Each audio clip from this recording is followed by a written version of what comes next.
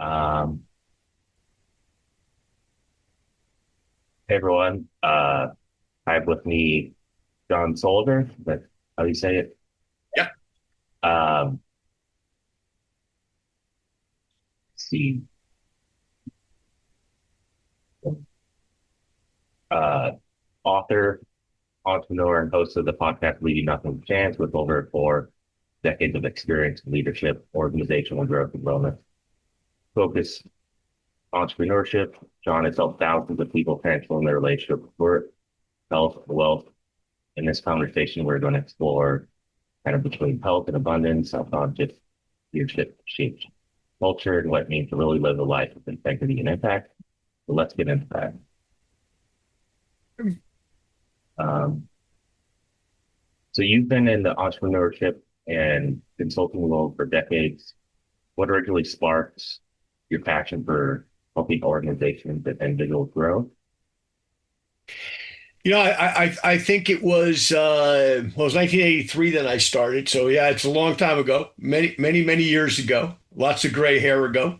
But yeah, the reason I started was real simple. I mean, I couldn't find a job, and somebody introduced me to an opportunity, and one thing led to another where I became successful at it. Pretty much, I don't want to say right off the bat, but I made $800 my first month, which doesn't seem like a lot in 2025. But in 1983, that was a lot of money. And keep in mind that people didn't use credit cards back then. So when you made $800, you had $800 in your wallet, right? And I'm a young kid in college at the time. And that just kind of showed me that I could do it. And then a couple of series of events happened real quick, Jared. Number one, when I graduated college in May of '83, I heard Ronald Reagan was my commencement speaker, and he talked about capitalism, entrepreneurship, etc. And the fact that if you could find a mentor that could teach you a business, that it would help you to, it would help you to become successful, help other people become successful. And that's what had happened with him way back in 1932. So that's kind of what happened with me was I heard Reagan speak, and it made sense to me that, I was already an entrepreneur. I just didn't realize it. And in June of '83, I heard a guy say these words: for things to change, you have to change. And for things to get better, you have to get better. And see, at that point in my life, I was still under the opinion that, it was who the president was, or who your parents were, or who your girlfriend was, or who your next door neighbor was, or what side of the tracks you were born on that determined whether or not you were going to become successful. And when I heard that guy talk about those words, which were written by Jim Rohn, I had no idea who Jim Rohn was at that time. But when I heard those words, it inspired me to get to the free public library. Today, you could call that the internet, of course, but in 1983, there was no internet. So I started going to the library and I started to study, people like Earl Nightingale and Mary Kay and Dr. Norman Vincent Peale and Robert Schuller and people like that, that were, if you will, inspirational people in their own right. And in studying them, I started to develop my own good habits on work and attitude. And I realized that, for the number one product that I had was me. It wasn't the product I was selling, the service I was selling, it was me. And I started to really work hard on myself on everything from my speaking skills, my writing skills, my interpersonal connections, all the things that, make a successful entrepreneur. Because if I wasn't successful, how could I teach you to become successful? So I worked really hard on myself.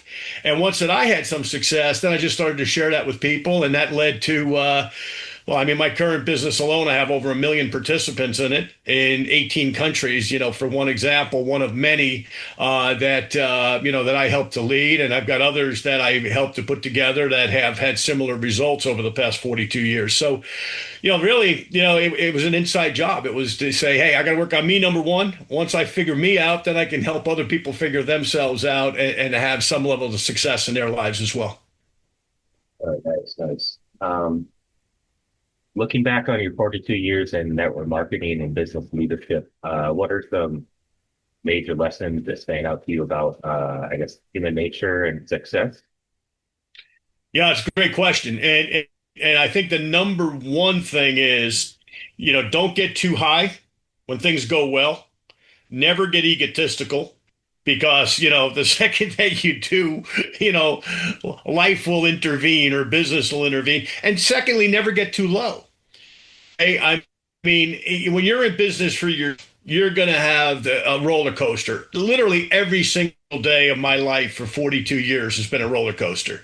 There's good things that happen in the course of a business day. There's things that aren't so good that happen in the course of a day. If I let the bad things get me depressed, it's hard to recover. Likewise, when the good things happen, I got to realize that, hey, you got to save money, for example, for a rainy day because not every day is a good day. Today I made a lot of sales. Today I recruited a lot of people. Today I sold a bunch of product. But maybe the next week, that's not going to happen. Maybe there's going to be an unforeseen event that has nothing to do with me or my business directly. I'll use a couple of examples that have happened, when you do something as long as I have. 9/11. You couldn't sell anything during 9/11. People weren't leaving their house. COVID. COVID, I had to do a lot of pivots. Okay, for example, to Zoom. I found out what Zoom was, for example, during COVID, because you couldn't go and you couldn't see people, couldn't do meetings. I had written books right prior to COVID. This one, Moving Up 2020, came out in December of 2019. And this one I was working on at the same time, Leaving Nothing to Chance, came out in February 2020. Well, here's the only problem with that, Jared. I was supposed to be in 60 cities in 2020 presenting these books. Well, you know what happened, right? Yeah, yeah. Nothing. So I had to pivot. And it was like I could have gotten very depressed, and a lot of people did during COVID with good reason. I could have gotten very, very depressed, or I could have said, well, wait a minute, we're home. This would be a great time to reach into their living rooms and talk to them. And I even created another thing called the Zoomtacular. I had a friend who also was home, who was a disc jockey in Baltimore, Maryland. And I said to him, I said, hey, Lou, you got all your stuff at home. You got all your equipment. Plus, he does some drumming and stuff. I said, what if every Saturday afternoon we have a meeting? And at the beginning of the meeting, you play some music on the intake, right? And on the outtake, when we're finished with the business meeting, what I need to tell them about my business, right?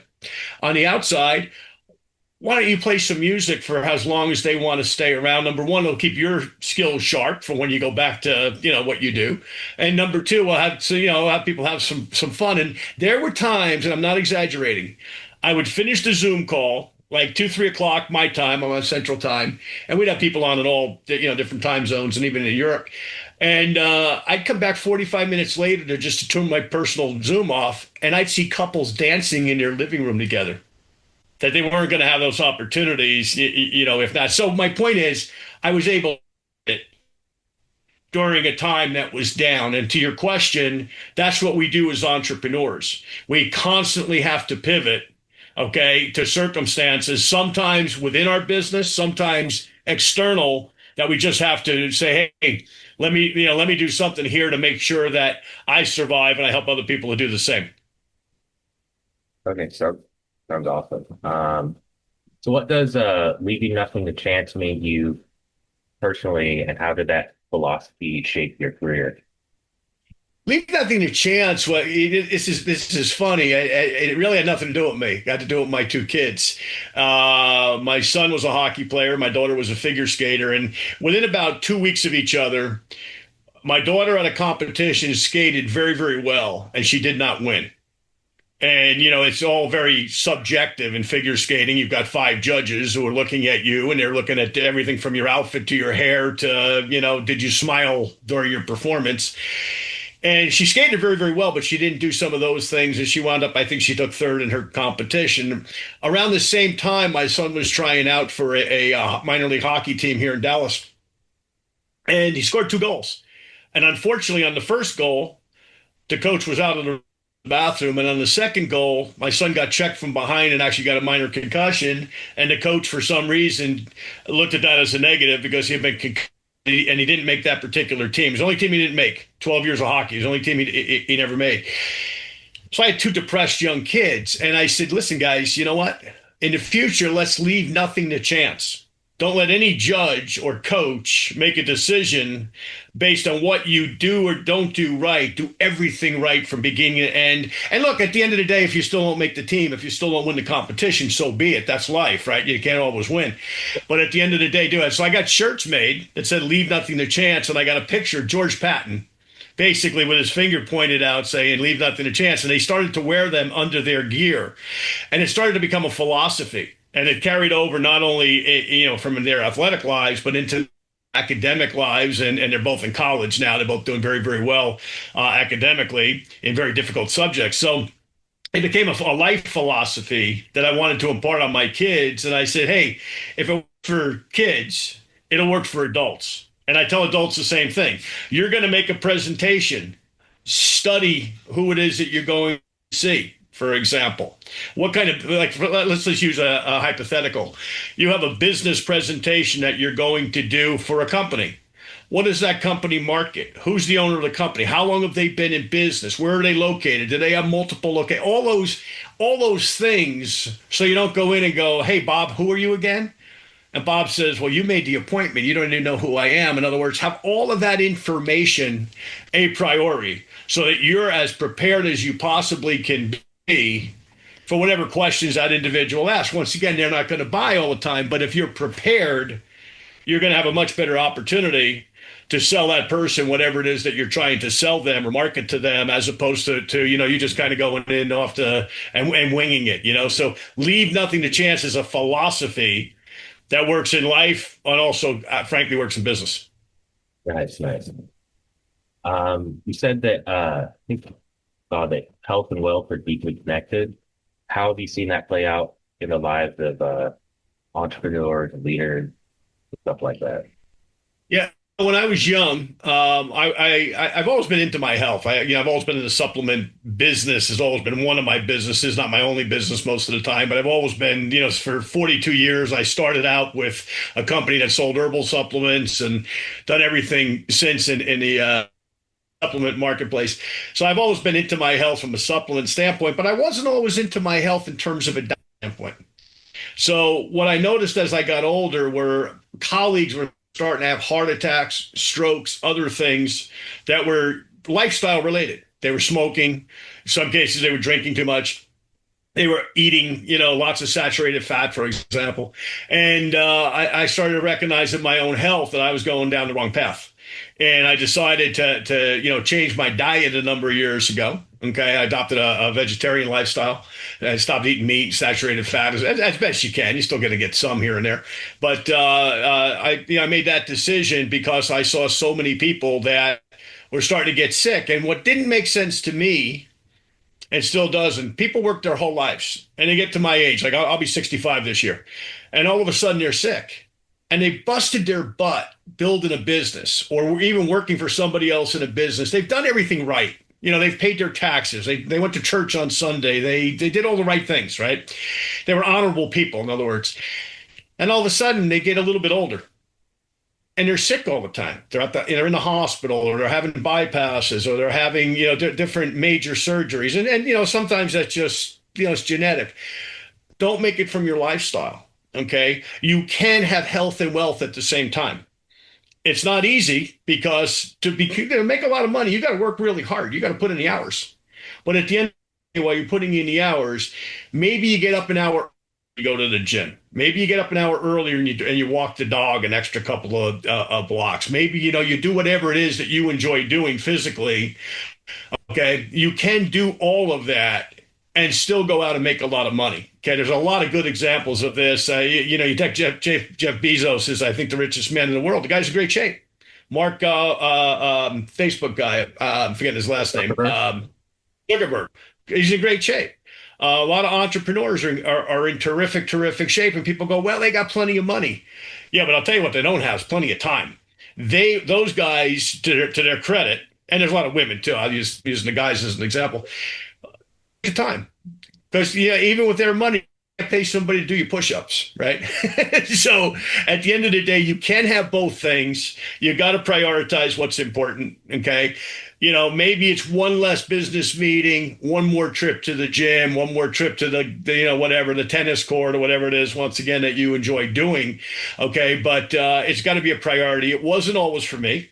And it's about 15 years ago now, I started to make some changes along those lines, and I'm glad I did because a lot of my colleagues didn't, and now they're paying a serious price, and some of them have already paid the price. They're deceased at early ages, so all that hard work and all that money is now being enjoyed by widows, but it's not being enjoyed by the guys that did the work in the male case. And the men are much more guilty of this. Women are pretty good taking care of themselves.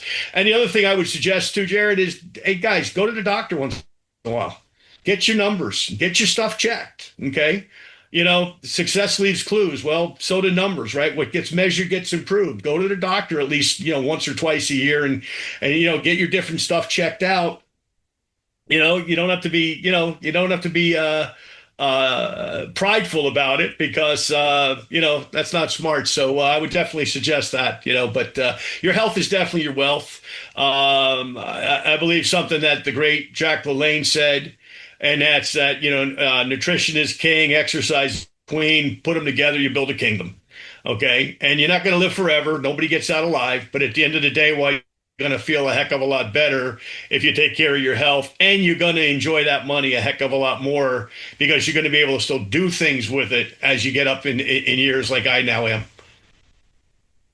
That's nice. So, touching on that, how do you define kind of holistic success, not just financially, but physically, emotionally, and like spiritually, like spiritual well-being involved too?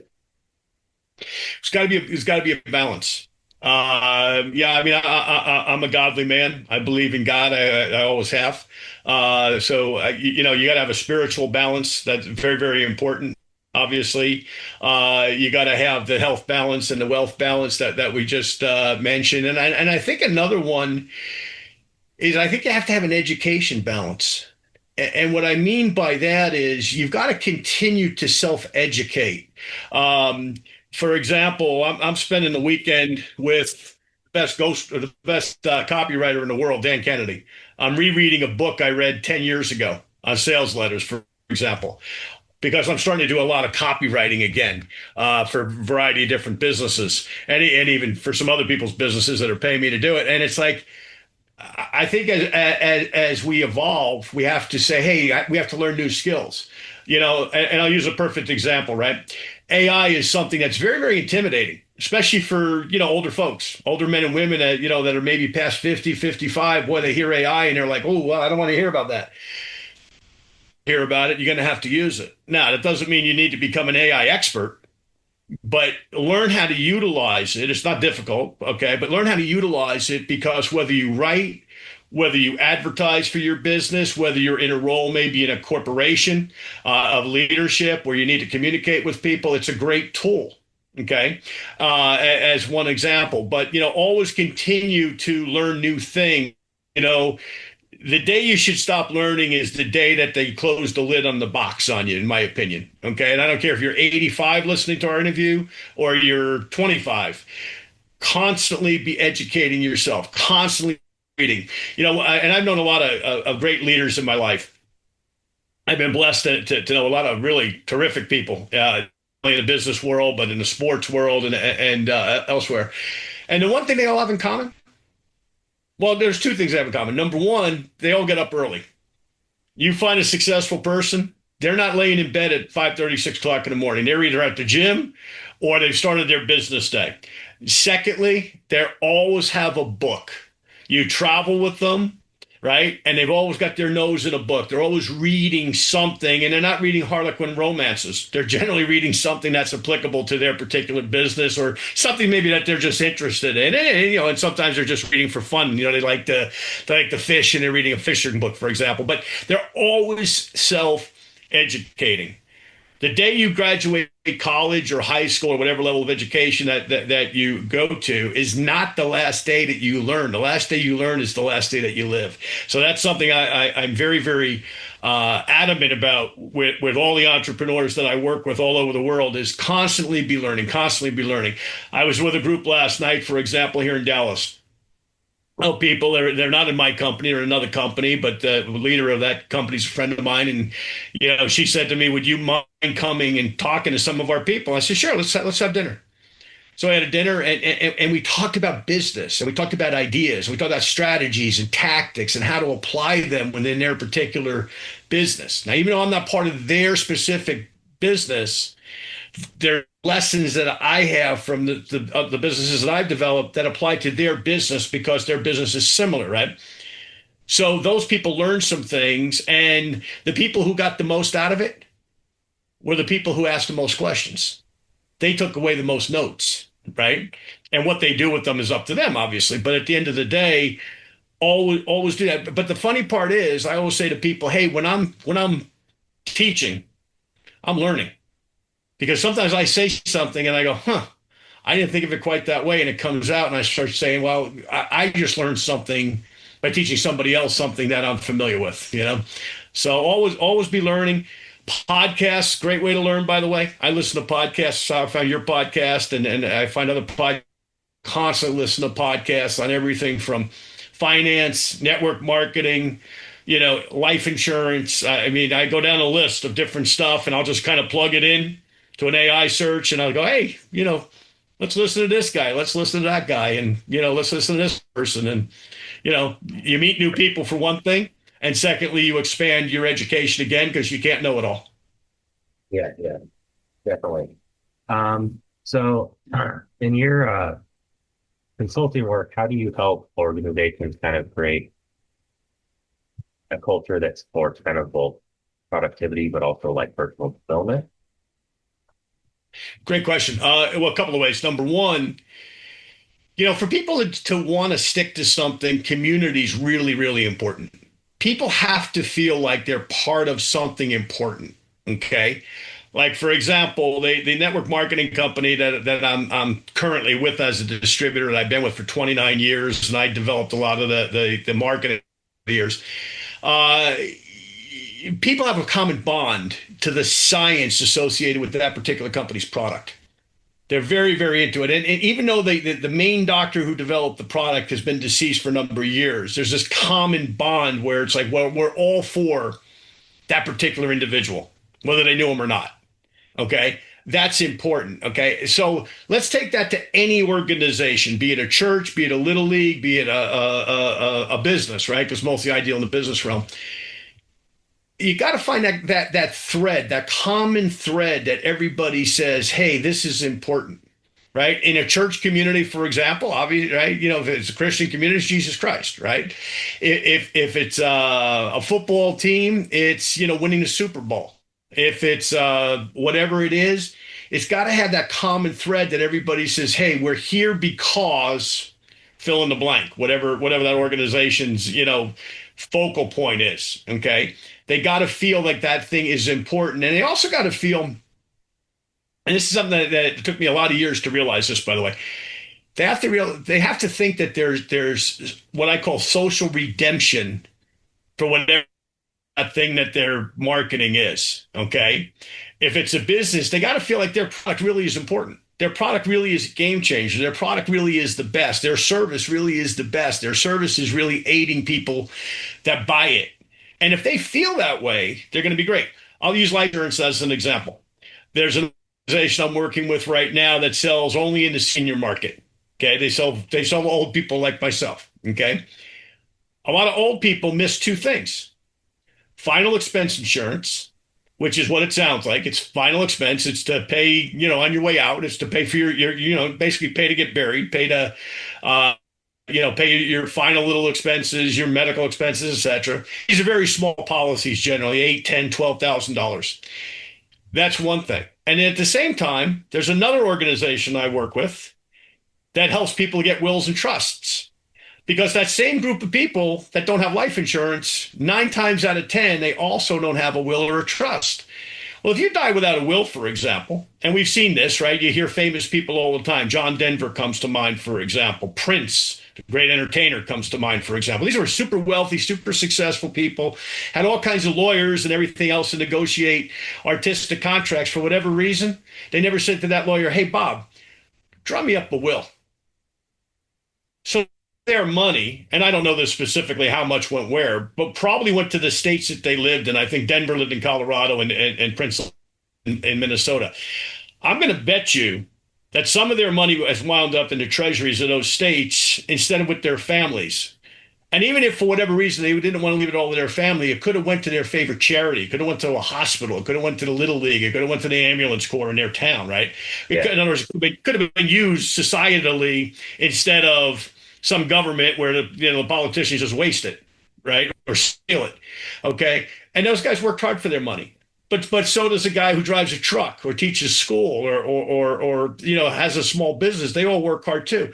So those two things are things that people in those different organizations that I work with are very, very passionate about when they talk to their prospects. Hey, don't leave here without life insurance because if you do, your kids are going to have to figure out how to bury you. And the last thing they want to do is a GoFundMe to say, well, oh, John over here didn't have $10,000 to bury himself. And people go, well, John was a fool because John should have had life insurance, right? And the same thing. Wow, John didn't have a will. He gave 40% of his money to the state of Texas. Well, why would John do that? John was a smart businessman, right? Don't be that guy. Okay, granted, you may not be alive, but at the end of the day, you don't want to be known by that reputation even when you check out, right? So those two things, and I just use those as examples because those are organizations that the people, those two specific products are very, very passionate about. You talk to the top salespeople in those companies, and they will be like, how do you not own this product? Now I see that in the nutrition field as well. Okay. There's certain nutrition companies, the same thing that the people at the top are very adamant that you have to be on this product. How in the world have you survived this long without being on XYZ, right? And you know what? That's the way you should feel about your product or service when you go out to the marketplace. Not that, well, man, I need to pay my car payment. Well, yeah, of course you do. I need to make a sale because I need to pay a bill. Of course you do. There's nothing wrong with that. But at the end of the day, if a person sees dollar signs in your eyes, instead of seeing that, hey, John's really here to help me because I didn't do this or that I should have, and he's really here to help me, you're going to make more sales, frankly. And if you're in leadership, you're going to lead other people to have that same determination and desire to help their customer that you have, and you'll build a big business, be it network marketing or a traditional sales organization. You got to have that passion, frankly. Yeah. Yeah. So I don't know if you saw it, it popped up that recording is gonna have like 10 more minutes. Okay. So far, great conversation and everything. Is there anything else you want to add, maybe quickly, before we wrap everything up? Just, yeah, listen, just, some people ask me the best advice I ever got, and that was real simple. Okay. It was, to work like this is the last day that you're going to be alive. Okay. And I've always worked that way. People say, financially, I don't need to work anymore. I haven't need to work in a number of years, right? I'm lucky in that sense. So why am I still working at this stage of my life? Okay. Is because I feel like number one, I want to be somebody who passes along to the next generation the right information. So one of the things I do, for example, is I coach a lot of young people, a lot of 20 somethings right now. Okay. And I don't charge them anything, by the way. All right. And my normal fee, I don't charge them. Okay. If you're under 25 and you come to me for business advice, I can't spend, weeks with you, but I will say, hey, I'm going to coach you. Like, for example, I have a young man named JJ that I coach down in Houston, and he's doing some great stuff in the construction field. Right. I want to pass along the stuff that I know. Why? For that next generation. And I had great mentors. This is the second point. This is the point that Ronald Reagan made in his speech way back there in 1983 when I graduated college. He found a guy who mentored him in broadcast. He eventually became a broadcaster for the Chicago Cubs farm team. One thing led to another. Somebody heard him. Westinghouse wound up moving him to California, and the rest, as they say, is history. I had similar great mentors that taught me things early on in my career and took an interest in me. Okay. So take an interest in the next generation always. Okay. In coaching and teaching and passing along the life lessons that you learn, the business lessons that you learn, so that those people take those lessons and they'll take them to the next generation, during the course of their career and down the road. So that would be my real thing is to constantly be mentoring, people who want to be mentored. Not everybody wants to be mentored, by the way. So some people have a real hard time with it, but the people who want to be mentored, by all means, you certainly want to be my message.